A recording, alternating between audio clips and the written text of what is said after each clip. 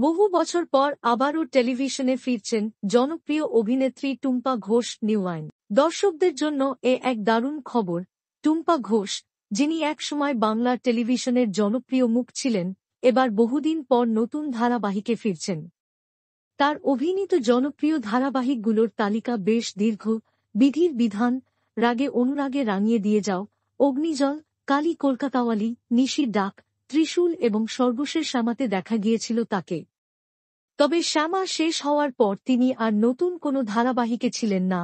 অবশেষে তার ভক্তদের অপেক্ষার অবসান ঘটছে, কারণ তিনি আবারও ফিরছেন টেলিভিশনের পর্দায়। এখানেই চমকের শেষ নয়। রাগে অনুরাগে এবং রাঙিয়ে দিয়ে যাও ধারাবাহিকে তার বিপরীতে ছিলেন জনপ্রিয় অভিনেতা জিতু কামাল।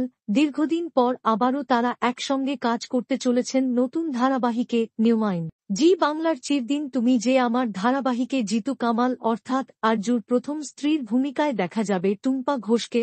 অর্থাৎ নতুন গল্পের মোড় আনতে এবং নতুন চমক দিতে আবারও জিতু কামাল ও টুম্পা ঘোষ একসঙ্গে অভিনয় করবেন।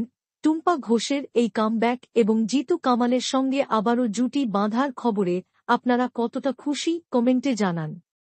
বাংলা বিনোদনের সব আপডেট সবার আগে পেতে আমাদের চ্যানেলটি সাবস্ক্রাইব করুন এবং বেল আইকন বাজিয়ে দিন। ধন্যবাদ।